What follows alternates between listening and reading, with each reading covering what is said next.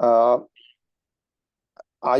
everyone, and I'm actually honored and privileged to have Venerable Dehiwala Sunanda Thero for a discussion here. He's, as you know, he's quite busy. So when he indicated to me that he might be available today, so I quickly grabbed the opportunity to have this session. Venerable Sir, I'm not going to introduce you because you are known. So I mean, we can save time. So let me get to the discussion straight away. Now, why we decided to have this session in English, because maybe the numbers will be less, the viewers, but then we know that this goes, the recording goes across Sri Lanka to other countries.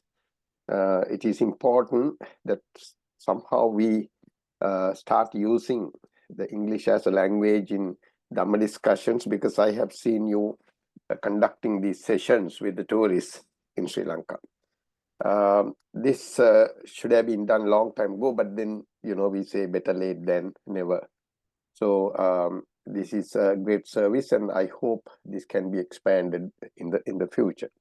So Venerable Sir, today, as I suggested, we want to discuss something spiritual, more than what we learn in mundane life. You know, what is good, what is bad. Assuming that, you know, as human beings, you are expected to know what is good and bad by looking at the other person and so on. Now, it's about Nirvana, the goal of every Buddhist is to reach Nirvana. And I have often heard that in books, and various speakers have touched on this point, that that there is no path to Nirvana, and Nirvana is the path. It's a metaphor, and I do not know how your good self is going to elaborate that, but I will pose the question to you, Venerable Sir. Is Nirvana a goal, or is the path itself is Nirvana? Okay. Thank you very much, Mr. Vipula, for inviting me to a forum like this. Actually, we, as you said, we had a one previous recording in Sinhala, and this was your idea to express something about my belief, about my understanding about the spiritual path in English. So this is not a very new thing. It is already happening all across the world, because spirituality in relation to Buddhism is not confined to Sri Lanka, which is a very utter misunderstanding among most Sri Lankans, because the scale and the content itself is far more larger outside the borders of our country. But unfortunately, because of the lack of understanding in the language, many of us do not have the access to that information. Therefore, people have become more gullible, I believe. So this is a nice opportunity, good opportunity for us to express our ideas to the international arena, whether it reach the people or not. Let's try to keep a footprint where somebody can refer some other day. So thank you very much again for giving me this opportunity to express my thoughts in relation to this. Now, going back to the topic, I would like to have this in a way of a discussion where, if you permit, I would like to question you in reverse. Oh, yes, sir. What is your opinion about it? Do you think Nirvana is a path, or is it something else? What is your belief? Venerable Sir, I have a bit of a different kind of opinion to the common viewpoint, because of the fact that I have been into these spiritual studies for some time, and I was exposed to most of these the spiritual speakers. And the way I understand is that that Nirvana is already what is. I mean, we are kind of it's something to be seen in the now. It's something to be seen from a different perspective than the viewpoint of a person. And well, that might sound little philosophical, but the way I see it, that this indulgence in this person or a self, it veils the true nature of what is, you see. So the language is failing in this instance. You know, when you try to understand the nature, the true nature of life, the language is not capable, because the language itself is developed to express what is explained by the mind, and that may not be true. But Yeah. it doesn't. Yeah, But it doesn't mean. if I put the question in this way, if I no, it's like I would prefer a very short answer from you. Would you consider a nirvana is as a path or as a destination? Not really, Venerable. So I don't think it's a destination, because what happens is, then if you consider it as a goal, then you are creating a path as well, and then you will start treading the path, and that will make you ascertain that you are here, the world is out there, and then I have to find something from the external world, and then you might go in search of kind of a mirage. That's the understanding I have, Venerable Sir. I may be wrong. Yeah, it doesn't matter. There is no such thing as a wrong answer or right answer. Yeah. Well, so you rejected the fact that it's a destination. So does it suggest that you believe it as a path? Then the path doesn't arise, because when you say it's not a destination, I mean, when you say path, it gives you the connotation that you have to go through various stages, but I suppose understanding the real nature of what we are experiencing. For example, a person who is desirous of having so many things in life, to call himself someone who has accomplished his mission, than a person who is happy already, who is content with what he has. These are two completely different ways of looking at life and existence. So that's why I said there is something wrong somewhere. And that may have brought into the Dhamma that there is a destination and you have to do something to reach there. Yeah, thank you very much. Because from your answer itself, I derived the answer for your question. So thank you very much for that. So my straightforward answer for your question, whether nirvana is a path or not, I would put it like this. For a person who believes it as a destination, for him it's a path. For the person who believes it as a path, it's a destination. Yeah, I think that's a better explanation, I guess. Yeah. Why do I say that? Because it's always the duality which works. That's right. Now, the motive, our objective here is to guide a person towards the spirituality to attain enlightenment or nirvana or moksha in their own way, but the one truth. So they are actually, now we already have our belief systems, right? We already have a belief system. There is nothing wrong in that. But when someone get too much attached to what you believe, right? What is a belief? Belief is something which you have not experienced. If you have experienced something, you can't call it that I believe it, because you have already experienced it, since it is no longer a belief afterward. Correct. So belief means you have not experienced it, but you anticipate to experience. Right. You think it is there. It is okay to think that there is something there. So it is okay to have belief. That's why I do not criticize religions. Religions are beliefs. Right. All the religions are beliefs. All the religious people have not experienced the ultimatum of their religion. So therefore they believe in it. Right? There's nothing wrong in somebody following a religion. Right. But the problem occurs in the very moment where the desire adds value to your belief, and when you cling on to the belief. Right. Right? Because belief happens inside, it is inside you. But when you expect that from outside, the problem comes. Right? As long as the belief is inside you, when you have the understanding that it is something confined to my ideologies, there's nothing wrong. That means it is not tainted with desire. Right. Trishna. Right. It is not tainted with desire.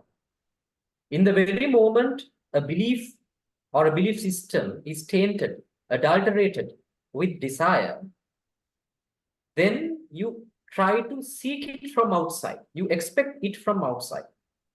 So then you fall into those two things, whether if you reach it, you will be happy.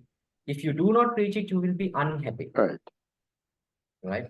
So when a person thinks that Nirvana is a destination, it's a belief. Because he's just thinking. Right? So then it doesn't matter as long as he just believe it as a destination. There's nothing wrong in it. That's why I told you there's no such thing as right answers or wrong answers. Right? But if that your opinion as to the fact that Nirvana is a destination, when you taint it with Trishna, the desire, right? Then the balance in your mind is not at a balance, it is imbalanced. Right. Right? Your mind has a balance in just the equipment balance, right? It has to be equal from both sides at a same level. Right. But as long as the opinions and ideas are there, nothing happens to the balance of the mind. But in the very moment you add, when you taint it with desire, the one side goes down. That is the point where you feel the weight in the mind. Right. People feel that weight. It's practically you're feeling it, a weight inside the head. That is because your opinions are no longer just opinions. Your ideologies are no longer ideologies. Your beliefs are no longer beliefs. They are tainted with desire. Remember, say it's not tainted, it's powered. It's powered by desire. And that's why it gets powered. That's why if anything is heard different to what you believe, because it is powered by desire, then you see a conflict. Thank you very much for saying that. But otherwise, the belief itself is not an issue. Nothing wrong in that. Yeah, exactly. Nothing wrong in that. Following a culture, following a tradition, be aligned with the tradition, whether you do it right or not. Exactly. There's nothing wrong in it. Right. In the very moment, right, when you power it or when you taint it with desire, the balance become imbalanced. Then the weight goes down, the one side goes down, then you're at a problem, then you're in a problem. So that for that person, for such a person, I would say, if his imbalance has occurred by the strong belief, a tainted belief with desire, as to that Nirvana is a destination, for him, I would say Nirvana is a path. Right. For a person who cling on to the ideology that Nirvana is a path, for him, I would say Nirvana is a destination. Yeah, well said. I think it makes a lot of sense. Yeah. So that is how the spiritual path begins. First, you have to make a balance inside the mind. Unless you have that balance, you cannot even think about the middle path. You cannot even think about the middle path. Once you reach that balance in the mind, then we can tell him it takes a very long time to create the balance. It is not just, sometimes it happens instantaneously, but sometimes it takes time.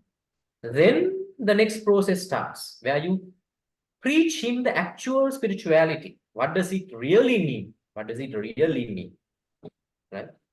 So that is why my answer for your question, for a person who believes it strongly, tainted with desire, as Nirvana as a destination, for him, I would say it's a path.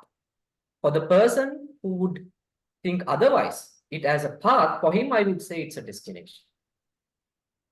Venerable sir, can I now raise this question? You see, now when you address a group of people on a Dhamma point or on a topic, Now this problem can crop up because now not everyone is in the same status of understanding or whatever they have learned or whatever they have practiced up to now. So when you communicate a general message, it will be perceived individually.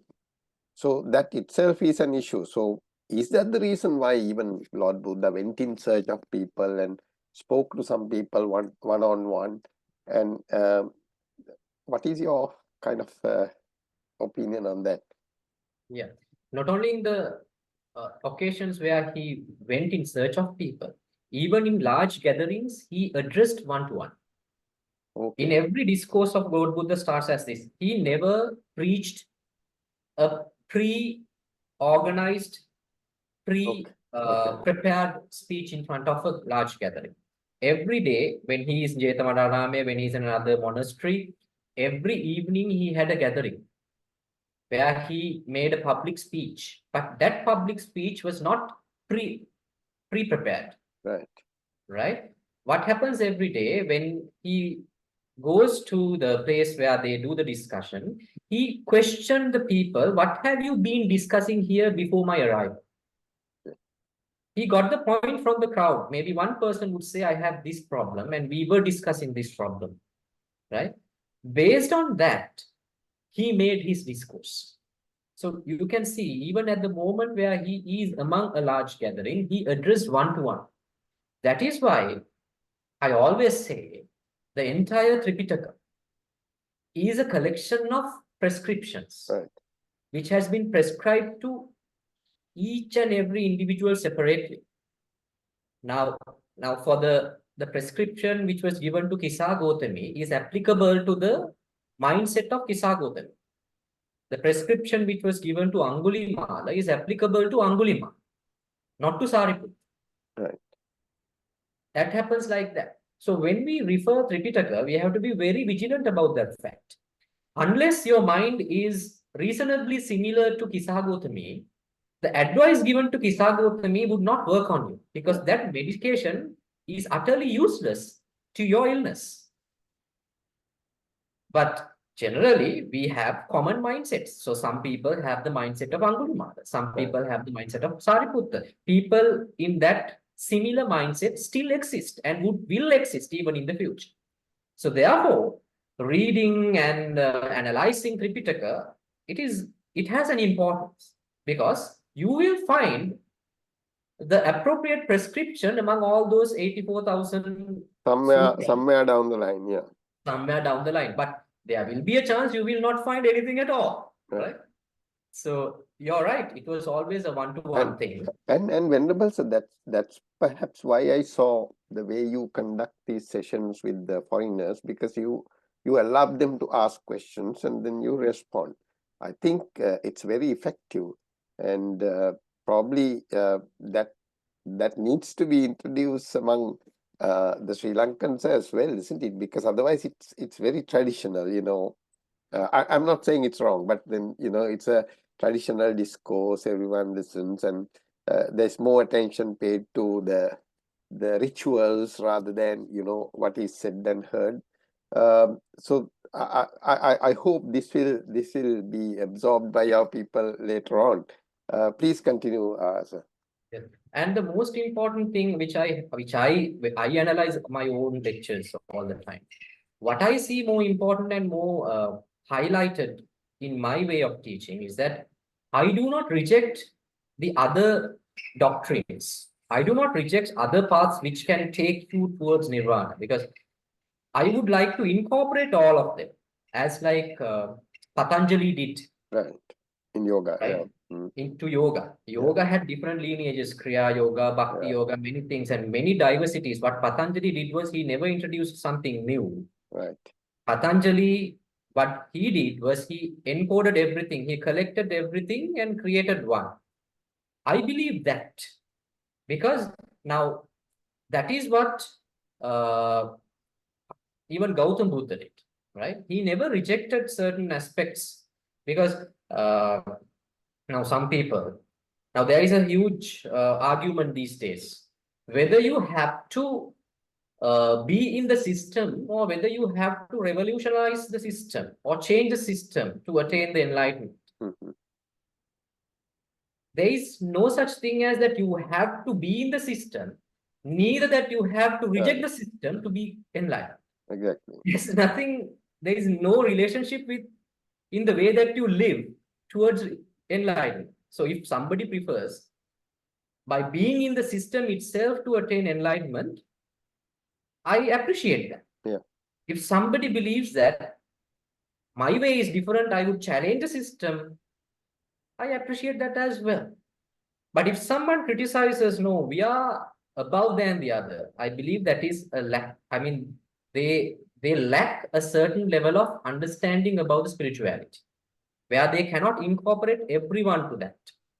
So I see no difference in between among people in between two people who would go in front of Duality Saya and preach 6 hours Aryavansa Desana in front of it on a 31st night, and a person who is in front of me on a Zoom like you would go for a very spiritual or very intellectual discussion. I would not see any difference in between any of the individuals, because both of them can attain enlightenment in their own way. Because your way is the way to enlightenment, not my way. Yeah. If you go after my way, that is very artificial. You will become me, you will not become Buddha. Exactly. Because Venerable Sir, now that's this is beyond perception. What you're actually saying is something beyond perception, something beyond a particular framework. That's now, even when you look at the international spirituality and where it stands today, if you look at the top 50 people who are recognized by, when you say top ranking, at least I would say 7 or 8 people from Canada across to Japan. I can mention the names, but the point is, they all mention Buddha. They all mention, say, Buddha is someone who discovered this magic, and they all give due respect to Lord Buddha. Now, the point is, now this is a message which seems to have opened up already. Now people are embracing it in different ways. Now that's what I think you mentioned. So I think there is a need for us to join hands with the international arena and say we are also there. We are also part of that, and that's why I appreciate. Most important thing is, most difficult and most important thing is joining hands locally. I know. And joining hands internationally, I think I have done it in many instances. Yeah. But joining hands locally is a bit difficult thing. Exactly. And, but eventually it will happen, because now you have the access. Now you have the access to internet and various applications, and these sermons, these discourses, these sessions are now it's available. If you want to listen to a Cartole, it's a click of a button, and if you want to listen to Jeff Foster or Richard Sylvester, these are all, it's available. It's just that you may not be very good in your language, but you can grasp something. Only thing is, people have to have that openness, without getting hooked on to, yeah. And also, now what I try to, the forum which I'm going to prepare, which I'm planning to prepare, and that means my agenda. I would like to have a forum where a person who can sing, who is aware of music, can use music towards his enlightenment, and collect some people who are interested in the same discipline and take them along with him. And a person who is interested in performing arts would reach that platform towards enlightenment along with a set of people who are interested in that. If we can make a common platform where each and every can perform individually and together, right? So otherwise, the spirituality that we are searching for would appear to the outside world as far more limited than the normal mentality of a person. Now that is why people think people who believe in spirituality, people who are following religions are very much conservative than the others. It should not be like that. If you are religious, if you have understood the spirit, you cannot be conservative. You should not have a conservative mindset. Your mindset should be more towards liberal approach. And as you said, we should have an open mind to embrace every path and incorporate it. But unfortunately, that is not happening today. Where even we are not, as a Buddhist country, we are not welcoming the other doctrines of Buddhism itself. When someone says Mahayana, the term Mahayana, the people just take the, I mean, they even challenge them in before court as well. Right? When somebody says Tantrayana, it goes to another level. Exactly. That should not happen. We should welcome all those disciplines and incorporate one and show the outside world that we are not conservative. This is what spirituality means. This is what Buddha really preached. And this is the approach we should go. Otherwise, definitely, in 10 to 15 years, all these religions will be extinct. Will People disappear. will not believe in these things. Yeah, will disappear actually. And if I may cite a model, Venerable Sir, now Anthony Moyang, who was a Jamaican and he lived in UK, eventually came to India, and he was following this Punja or Papaji, who is a disciple of Ramana Maharishi. And he went and established his monastery in Monte Sahaja in Portugal. And today, it's a model which you just described, because Muji himself is a painter. He was a street painter. And today you can see people, they are the music people, they come and perform, and the painters and these guys who are into sculptures. And it's like I wouldn't say it's a very comprehensive, inclusive kind of atmosphere. And there are people, they take the flight. I mean, in Europe, it's just 1.5 hours from anywhere to Portugal. So they land in Monte Sahaja, they attend a few sessions, and some people leave in the night. They come in the morning, they leave. Some people stay maybe 1 week or 2 weeks or something. So it's a very, relaxed and open. And Muji appears and for a discourse, and then second time he appears on the same day for individual questions. So that feeling, even when you look at it on the screen, you can see that friendly feeling. And he himself being a very eloquent kind of a speaker. I mean, this reminds me of Lord Buddha. They used to say he was the greatest orator ever lived in the world, That's how they describe Lord Buddha, because of the way he uses similes and metaphors. I agree with you that atmosphere needs to be created, but of course that will be misunderstood. I will add something to it where you find this in the spiritual, in the philosophy itself. Once I did a very short lecture. It was a very small presentation. I was only given 5 minutes, right? It was for Deepavali in I think it's some, there is a Hindu shrine next to Havelock City. It's a very famous place. So they had this collaboration of all the religions in order to celebrate Deepavali. So I was supposed to give the Buddhist aspect of it, about oneness. So I had only 5 minutes, so I did a very short speech. I think I have not published it anywhere else yet, where I suggested that there were about more than 500 people gathered in that hall. So I told to them, if I want to achieve oneness in this place, in this hall, in this limited atmosphere, I can do two things to achieve oneness, right? So there are 500 people in the audience and I am on the podium, 501. If I want to achieve oneness, I can do two things. One thing, the first thing is I can take a shotgun. I can take a AK-47 and kill all the 500. Then I will only remain there in the hall. That is also one. Right. Right. Or else I can give up all the identities, and rest of the 500 also can give up all their identities and become one. It becomes naturally. Natural. So those are the two ways you can do it. But unfortunately, the first thing is very much practiced in today's world than the second thing. So even that's why I always propose we should incorporate all these disciplines, doctrines, and schools of thoughts and try to achieve this and show them their own path using their own talents.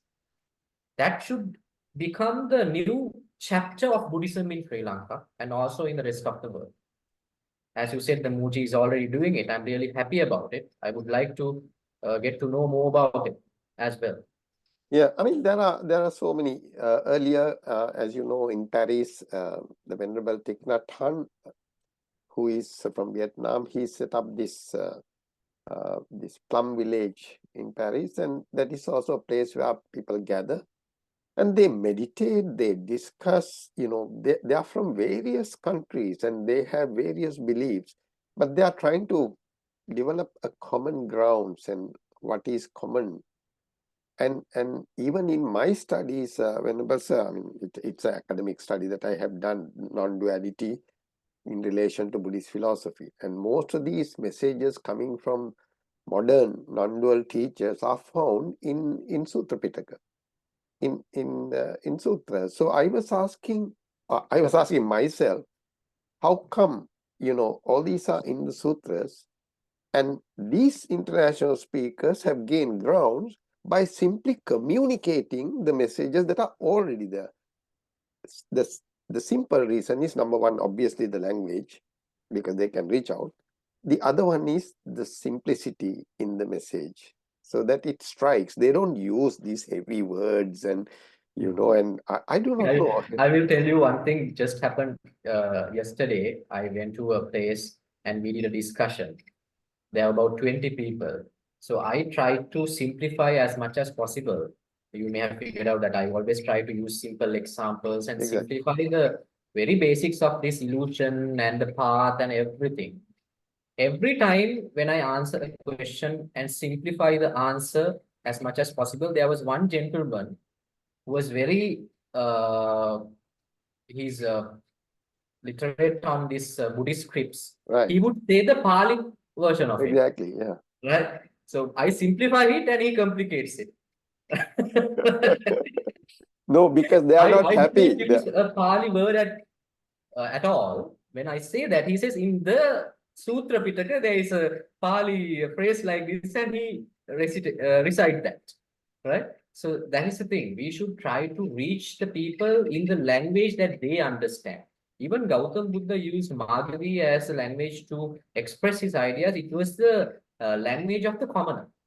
When he was requested to write down his teachings in Sanskrit, he rejected it because he knew if you write it in Sanskrit, only a handful of people can access the knowledge, right? But when you do it in the language where the common man uses, you can convey the message very freely and they can also access the knowledge very much.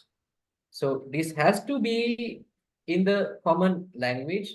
Now, the problem is in Sri Lanka, the English has become the new Sanskrit, right? So only the intellectuals use that.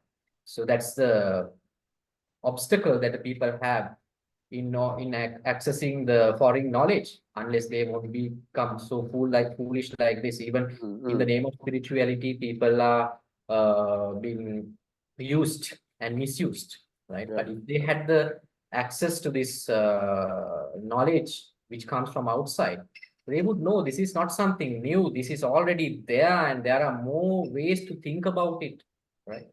So it's always about being, I don't know the English term for this. There is a term in Mangala Sutra, Bahu Satcha, Bahushruta, right?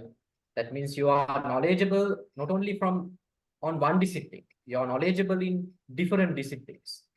You have a comprehensive overall knowledge on many things. That is a very good quality for a person who searches for spirituality, or then he cannot be misguided. And even if you look at this Brahma Vihara or Brahma Vivarana, Metta, Karuna, now, without going into this deep Lokottara Dhamma, if one is able to ask oneself, to what extent I have this little metta in me when I express them, when I, deal with things, your day-to-day dealings. I mean, that can solve, many, many problems overnight. But why is it not happening, Venerable? So it's I mean, you can say, hey, you now practice meditation on metta. And people will practice meditation on metta for years. But it has not transformed them. Their perception, their approaches, their way of solving problems is completely different. It's very self-centered. Something has happened in the Sri Lankan society. I don't know. I'm not talking about, the overall picture, but the majority, that little metta is not visible, not conspicuous for some reason or other. Why is that? Because we have, so much of Dhamma being heard. I think it is mainly because of the status of the economy of the country. Yeah. You know that there is a sutra, or I think it is Mahasinghanada Sutra, right? In that discourse, Gautam Buddha says that everything starts with the economy of the country. If the economy is not in order, then the corruption and everything, rule of law will fall, the corruption will increase, and the people will do damages. They will have more hatred inside towards the government and towards among their neighbors. So in that point, Gautam Buddha identified the root cause of all the problems and corruption and the failures in the society at large as the failures which happens in the economy. What I see here today, people are in a very constant fight for resources, right? Because of that, the mentality of the people have been deteriorated to very extent, at a large extent. And on the other hand, in many social media platforms and all the other public media platforms, people are they are being driven towards what do you call this? We call it there's a nice term for that. Emotional. Not towards emotional, that they are going after more physical things. Okay. The physical luxuries. Okay. There's a nice term for that. It doesn't come to my mind at the moment. Where you go after luxuries, you go after where you think the happiness is there in objects. Right. So that is why in many occasions, if you go through these YouTube videos done by YouTubers who have reached more than your channel or my channel, they always drive people towards that lifestyle where they think the happiness can be gathered by having more money, a good car, a good house, right? Power. Even some monks today preach like that, right? I think that even Buddhism is going towards that, what do you call that? Wealth acquisition. It is still there, some churches which they preach that the God gives money, the money is everything. There is a nice term for that also. I'm sorry, I don't get it. Where they preach money is everything, right? And those, in that case, the people who preach would live a very luxurious lifestyle as well. And they think and they preach that the happiness is there. Yeah, they directly or indirectly that message directly is or indirectly. Yeah. So those two things have caused many issues today where people always deal in anger in situations because they always see that there is a disparity, a social disparity. He has it, I don't have it. He has it, I don't have it. It's something like that. That's a constant fight towards resources. But on the other hand, how to overcome it? We cannot just overcome it by observing rules because it is artificial. In Buddhist philosophy, there is something called Aryakanta Sita. Aryakanta Sita. That is something which you do not observe, which automatically happens in you. Now, let's say you are an alcoholic. If I tell you that not to drink, right? Maybe because of the respect, you would stop drinking for 1 week. But I'm definitely sure if you're an alcoholic, after 1 week, you will go back to your ordinary lifestyle, right? Alcoholic lifestyle. So that happens when you try to observe sin. But if we try to understand what is the reason that you drink, you try to reach some happiness by using some alcohol, right? So now don't take this example wrong. Now let's say you're addicted to old arak, right? So if I want to get rid of that addiction, I would give you a whiskey bottle, which is better than old arak, right? So then you give up drinking old arak. Now you are no longer an addicted to old arak, you're addicted to whiskey. Right. So we should provide something way better than what they're addicted to in order to take their addiction away. That whiskey is dharma. Okay. Right? The dhamma itself has the power to remove people from that addiction.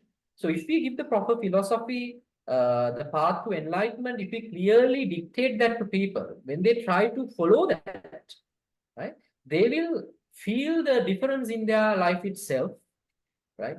Then they will feel the changes in their mind. Thereafter, they don't need alcohol. It doesn't mean that you can't drink thereafter. If you are given, if you have been served, you can drink, but you do not have that desire. You do not have that craving inside you in going after alcohol. That means you are not an alcoholic. Right? So we have to promote them. We have to promote dharma and show them something better than that they're addicted to. If they're addicted to money, we have to show them something better than that addiction.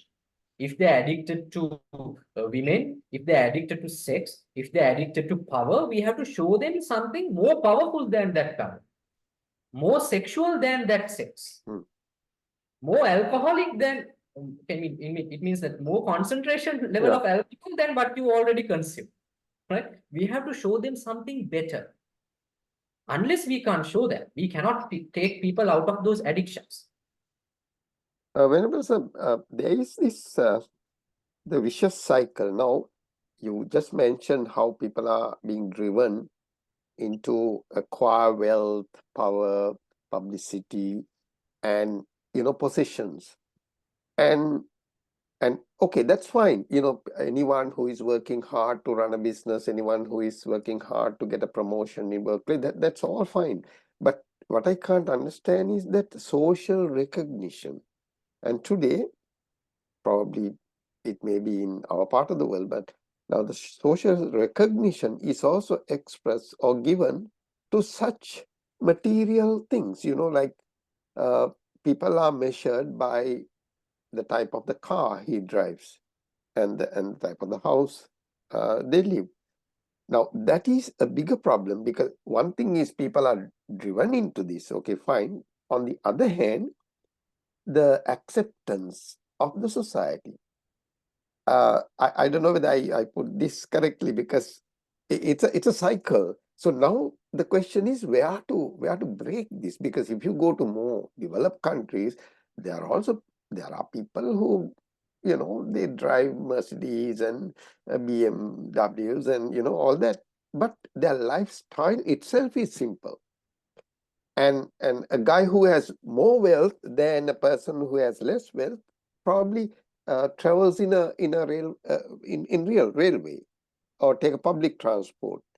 It's the simplicity, symbol of simplicity that you see in most of these other countries, where this social recognition, it doesn't matter. You drive a sports car because you want to drive a sports car, not because you are using it as a social status.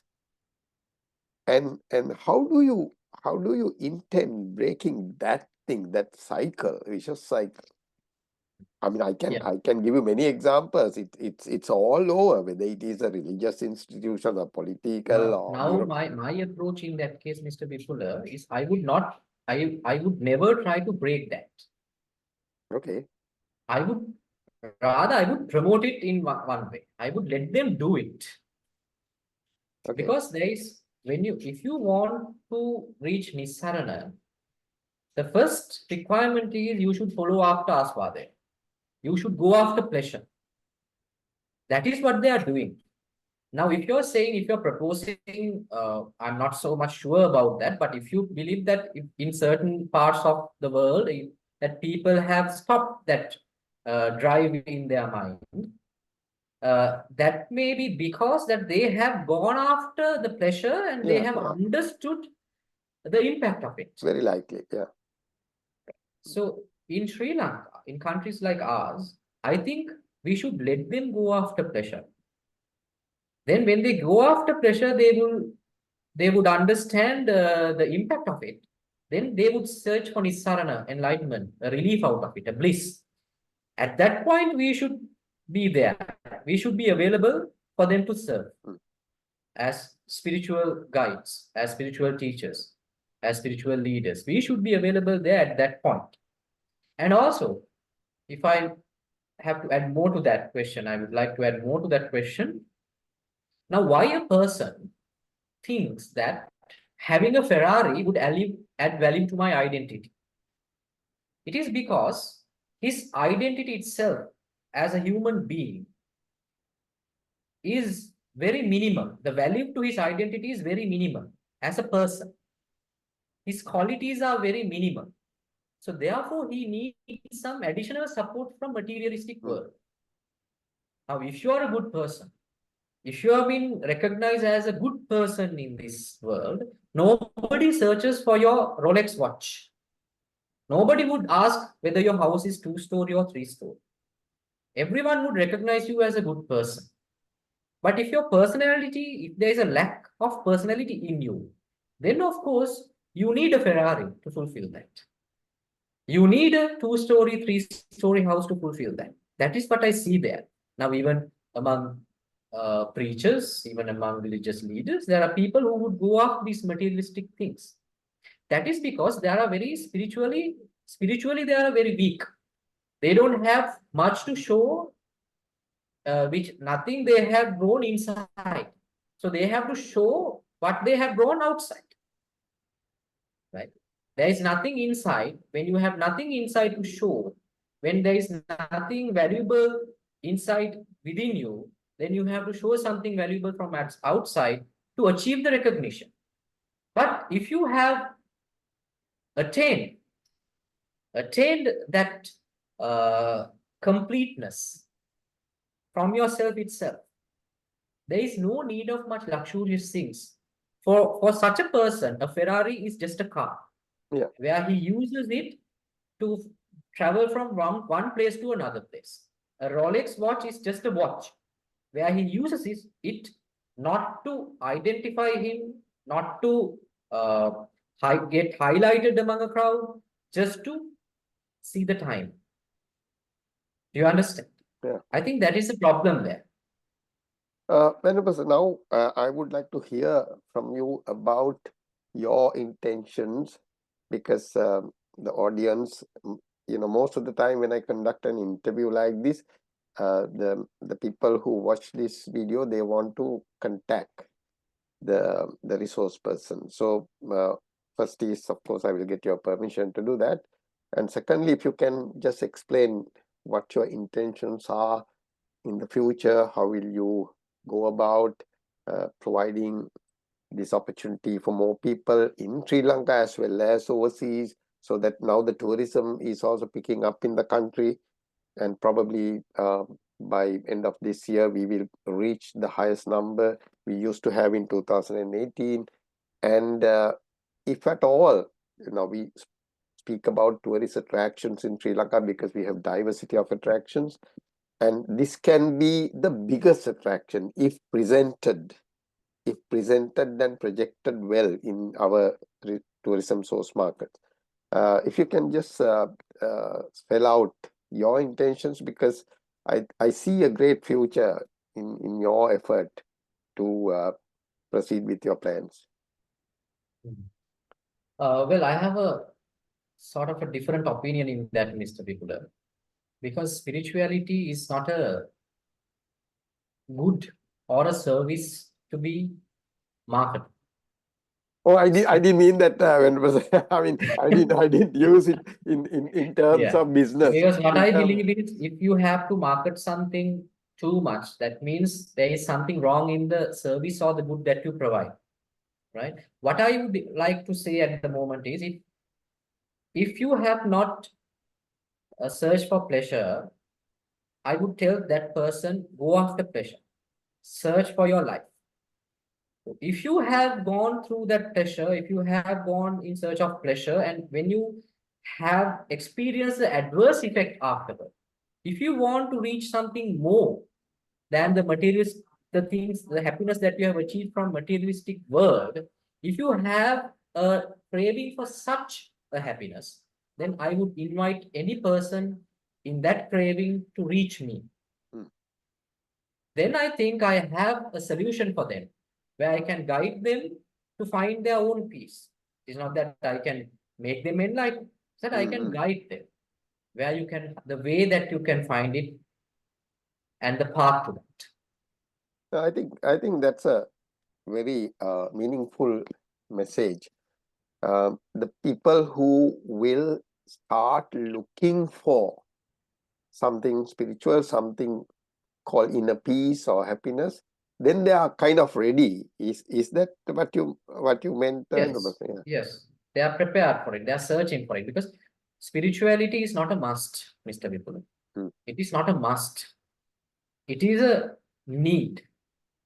It's like that you don't need food all the way, all the day. Only you need food only when you're hungry. Right. Spirituality is also something like that. It is something which is there if you only need it. So the people who are in need of spirituality should search for spirituality. We should never force the people who are not searching for spirituality to become spiritual. Venerable sir, I must mention now some of the research that was done by World Tourism Organization, UNWTO. At that time, 300 million, I'm referring to about 2000 and before COVID period, about 300 million people travel out of their countries for spiritual tourism. But when you say spiritual, it includes pilgrim tourism, it includes faith-based tourism, it includes, visiting places like Mecca and Buddha Gaya and, Majority falls under that, yeah. Yes, but among which around 40 million, that's quite a number, travels looking for inner peace. They are not pilgrim travelers, they are not going for faith-based, they're looking for inner peace. They are the ones who go to places to practice meditation, yoga, spiritual discussion. That is where the spiritual speakers like Rupert Spira, Moji, all these people I have mentioned. So that's how these spiritual leaders have surfaced over the last 10 to 15 years. Now, this 40 million is a huge number. I mean, they go to Amaravati, they go to Plung village, they go to Wat Pho Nanachat and Rishikesh in India.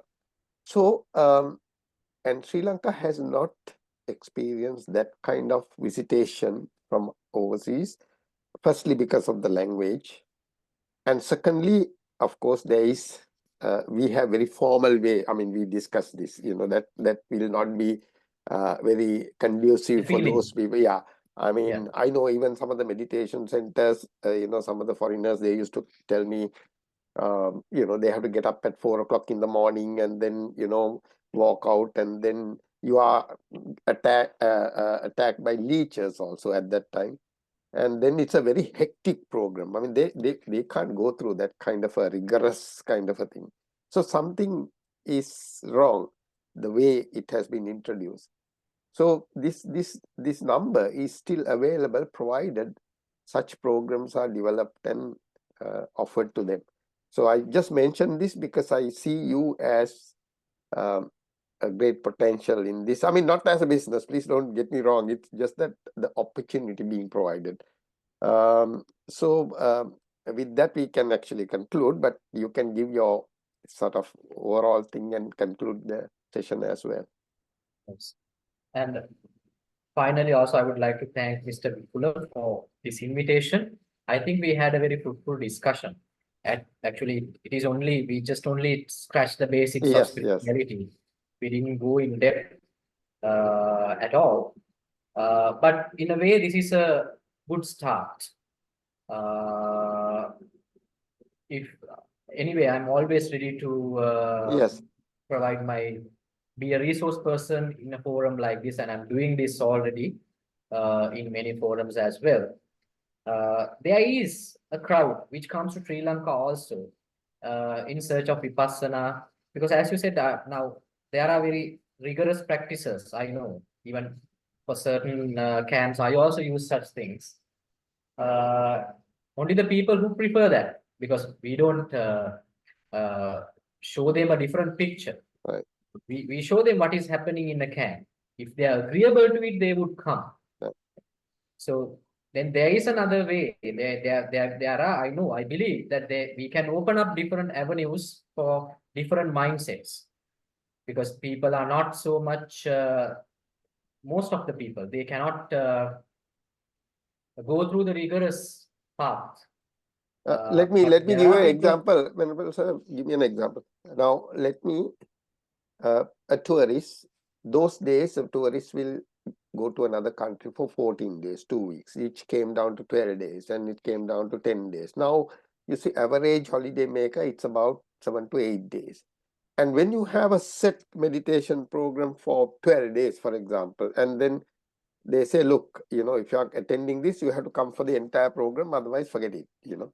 Now, I'm just giving you one example. So that will not give it. But I'm looking at it in different angle, because spiritual, as you said, as I am proposing, spirituality is not a business. You cannot, the person who follows spirituality cannot prescribe how many days I should meditate. That means Exactly. he's not searching for spirituality, he's searching for something bullshit. Yeah, Right? okay.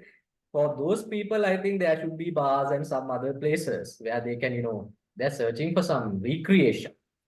There is no such thing as recreational spirituality. Spirituality is spirituality, right? So, so there are certain ways, there are certain doctrines, there are certain schools which they provide their service in a different way, because they have optimized that system from their prior experiences. Okay. They cannot meddle their path because of a person request, I can't be there for 2 days, I just need 24 hours, I need everything within 24 hours. That cannot be happen. That cannot be done. Because that means he's not a faithful, he's not a true spiritual seeker. He's searching for some recreation. There are many other spiritual tourist destinations where you can search for recreation. Now, there are people who have reached me whether they can have this temporary monkhood, right? It's a different story. What's the point of having a temporary monkhood if you're not ready to sacrifice and take that obligation and take the responsibility of becoming a monk thereafter? Renunciation of the materialistic world totally. What's the point of doing that? Let's say you're being a monk for 7 days. That means you're pretty sure after 7 days, I'm going to grab the materialistic world afterward. Just to please a person. Should we do that? We should not do that. You have a point here. If we do that, we are adulterating spirituality. That is the problem which happens everywhere. It has happened to yoga. Now yoga has become exercise business. It has happened to Ayurveda. Ayurveda has become to now happy ending places. More spa kind of. Okay. So if we do that to the spirituality, somehow or other day people would expect way worse things from the spiritual leaders. We should never do that. That's why I always say we should never market spirituality. Spirituality is only the people who needs it, not the people who are driven by marketing tactics. Now, let's say you are not ready to drink Pepsi, but there are marketing tactics where I can manipulate your mind and make you to drink Pepsi. Yeah, that's true. Right? That is not the way that you should approach spirituality. If we go that path, we will adulterate spirituality. That's my belief.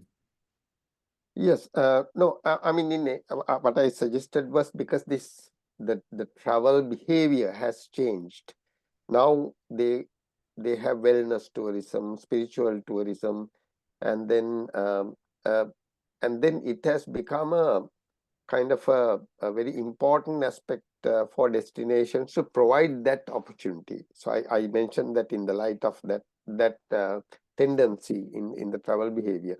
So certainly we can discuss this further, and also I plan to talk to you again on more deep aspects of Dhamma, because today we discussed the outline of what we are going to discuss in the future. So Venerable Sir, thank you very much indeed. I really appreciate, and I know you are very busy with your day-to-day operations, so to say, and I hope to speak to you again. Thank you very much. Dehiwala Sunanda, thank you very much.